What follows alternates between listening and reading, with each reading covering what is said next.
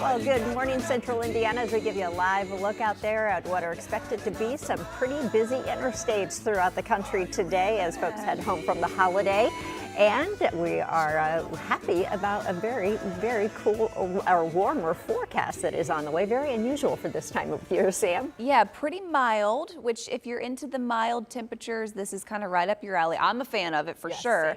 And I'm happy to be with you guys. In for Jalea today, we had a Merry Christmas. I know, I'm so glad. And now we're already, Matt, you mentioned it. You kept saying no snow until next year, which is hard to believe. We're just a couple days away now. Yeah, just a couple ways till we wrap up this year. Yeah. But we are in a warmer start. You know, there's probably a lot of folks who are not from Indiana, but we're in Indiana right now because we're visiting family. And this is not what Indiana is normally like this time of year. We're usually a lot colder than this. Don't be fooled, for Don't sure. be fooled at all. But if you are headed home, maybe you're leaving Indiana, maybe you're headed to Illinois, Kentucky, or maybe even farther, you're going to be dealing with some rain showers today. We have a large storm system all the way from the Gulf Coast coming to the Great Lakes. And we're included in that zone. So we've got some rain chances today. Right now, a couple sprinkles are out there this morning. They're not impactful, but we'll have some more consistent light to moderate rain coming in by about 9 o'clock this morning until 4 p.m. this afternoon. After 4, I think then we stick with some misty drizzle on and off for the rest of the day. But it is a mild start. You know, this time of year, we should be starting in the 20s. We're in the 40s this morning, and a few of us are even topped out at 50 degrees. Bloomington, Terre Haute, looking at you guys for sure. But right now, we're mostly dry other than a few stray sprinkles. We've got a couple there towards Greensburg. Greensburg's going to be headed to Edinburgh for a basketball tournament today. Shelbyville, we've got a couple light sprinkles for us. These are headed north to Rushville and eventually kind of skimming Newcastle. Good morning in Zionsville, a couple sprinkles for us. In Whitestown, headed to Kirkland. Noblesville, Lapel, headed to Frankton. Anderson, a couple light showers for us too. Also on the northwest side there towards Traders Point, we've got a couple sprinkles as well. This morning, just cloudy. A little bit of a south wind, but later today, the heavier rain will push in, and we could have some southerly wind gusts up to 30 miles per hour. You can see the timing, Indianapolis, closer to about 9 o'clock this morning when that heavier rain will arrive. Let's take a look at traffic this morning. So far, on the ground, we've been okay. In the air, we do have a couple delays to talk about. Headed out of Indianapolis, some departures for you. Jacksonville, Las Vegas, Kansas City are all delayed, but some notable ones that are on time. Dallas, for example, they had hundreds of delays yesterday. So far, all our flights to Dallas and Atlanta and headed to the West Coast look to be on time for now. Coming into Indianapolis, make sure you check the flight board. We do have about 5 to 10% of flights delayed. So give yourself extra time and just look at the flight board as you're headed to the airport. Maybe you're kicking the family out saying, hey, you got to go back to where you're from, or maybe you're headed out to the airport yourself. Right now, traffic on the ground is looking fine this morning. We're going to take you live outside to Edinburgh. Big basketball tournament there later today. I-65 South, things are moving fine this morning. Things are dry, but coming up by 9 o'clock, Juliet will have some rain on the way. All right, thanks so much, Matt. Well, right now we want to get you caught up on breaking news we've been following since 4 this morning. Police investigating after an officer-involved shooting in Lawrence. Yeah, this happened overnight, and that suspect is now in the hospital in critical condition. Sia New Yorker is live now at Lawrence Police Headquarters with what we know right now. Sia. Yes, good morning, ladies. Details are still coming in, but Lawrence police confirmed to us that an officer shot a suspect near an elementary school. Now, here's what we know at this hour. Lawrence police tell us just after midnight near East 52nd and Kercheval Drive, that's where an officer shot a suspect near that elementary school. Now, according to Lawrence Police Department, the suspect was shot and taken to Methodist Hospital with critical injuries. Our 13 News crew spotted police here at the scene, gathering evidence, going door to door. They were also focused on some shattered glass in front of a home. We are still working to find out what led up to this shooting. Now, police have not told us if there was a suspect arrested in this case, but they do tell us there are no suspects outstanding at this time. As we get those new details into our newsroom, we will update you on air and online. Ladies. All right, Sia, we'll check back shortly. Thank you.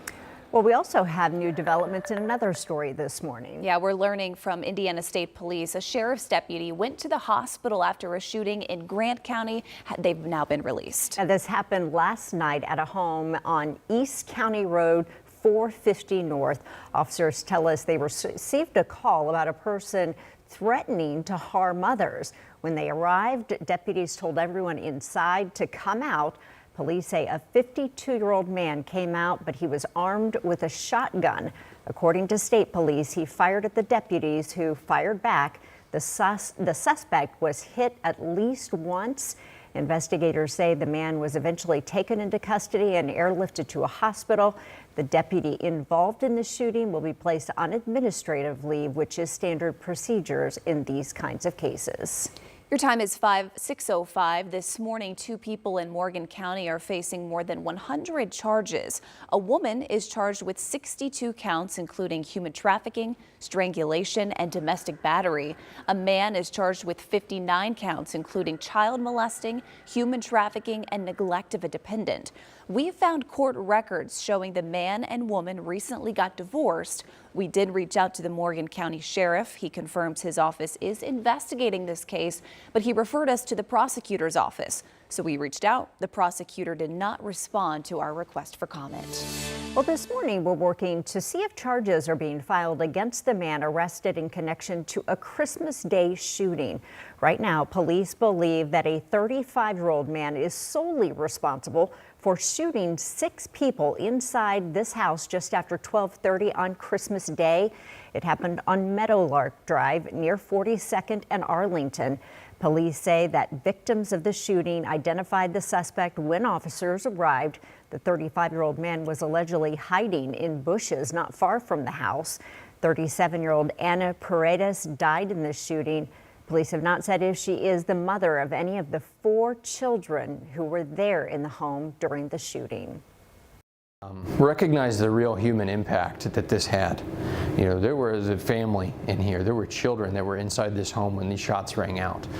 Our officers were away from their families and had to respond to this senseless tragedy because somebody couldn't resolve the conflict peacefully. Another woman and 4 men also have suffered gunshot wounds but are expected to recover. Right now, we are working to learn what led to this gunfire that killed a man on Kitley Avenue. It also happened on Christmas Day, just an hour before the shooting on Meadowlark Drive, and that's just around the block from that other shooting. We reached out to police to see if they have identified a possible suspect in this case. So far, no new information to pass along, so we'll keep you updated. This morning, firefighters are working to determine what led to a fire at a church in Crawfordsville. Crews at the scene tell 13 News they got the call around 1:30 yesterday afternoon to the One-Way Pentecostal Apostolic Church on Mill Street. Their initial effort inside was disrupted by all the smoke. They had to evacuate. That's when they started fighting that fire from the outside. They say they're not sure what ignited that fire, but they believe it started in the basement. The church, they say, has not been occupied for about 1.5 years now. So the state fire marshal is expected to be back at that scene today. They're expected to continue the investigation. We can tell you no one was hurt. Well, this morning, Indianapolis fire investigators confirmed they're still working with nearby business owners and residents to figure out what caused that huge fire at the sanctuary on Penn. They're hoping someone may have information pointing them to the answers. Flames destroyed that church building, which had been turned into a wedding venue on Christmas Eve. There were safety concerns at the site near Pennsylvania and Walnut Streets. According to IFD, the roof collapsed, so that meant investigators could not do an interior investigation of the property before crews tore it down. Coming up on 6:09, and what a year it has been for the city of Indianapolis. As you know, we hosted all kinds of events this year, bringing hundreds of thousands of people to town and millions of dollars. Very important, but it was a lot of fun too. So Visit Indy just released its 24 reasons this year shaped the city's future. That list, of course, includes music superstar Taylor Swift and her fans. More than 350,000 people came to downtown just for her Eras Tour stop at Lucas Oil Stadium. And the home to the Indianapolis Colts traded the field for the pool back in June for the U.S. Olympic swim trials. The event broke attendance records as the best athletes in the country nabbed spots on Team USA. And the complete list of events wouldn't be complete without some talk of totality, right? More than 125,000 people made the trip to central Indiana to look at that eclipse. Remember that thing that happened? Yeah, absolutely. And Indy's just getting started, you guys. So next year's slate also full with the WWE Royal Rumble in February and the WNBA All-Star Game in July, just to name a few. Yeah, looking forward to it. The Jewish community here in Indianapolis marked the second night of Hanukkah last night. So each night, a different organization is sponsoring the lighting of the community menorah at the Jewish community campus. Hanukkah commemorates the rededication of the temple in Jerusalem after a successful revolt against oppression. So the 8th and final night of Hanukkah is set for January 1st. Well, the celebration of Kwanzaa is also underway. Each day is dedicated to one of 7 principles: unity, self-determination, collective responsibility, cooperative economics, purpose, creativity, and faith. A candle is lit each night on a 7-branch candelabra. The candles represent the people, the struggle, and the future. Kwanzaa also ends January 1st. Still ahead this morning, a pizza delivery in Florida ends with one woman in a hospital and another woman in jail. Now the suspect could spend the rest of her life there. We'll explain coming up. And this morning, questions are being raised after a plane went down over Russian airspace. The new claims being made that Russia is pushing back on this morning.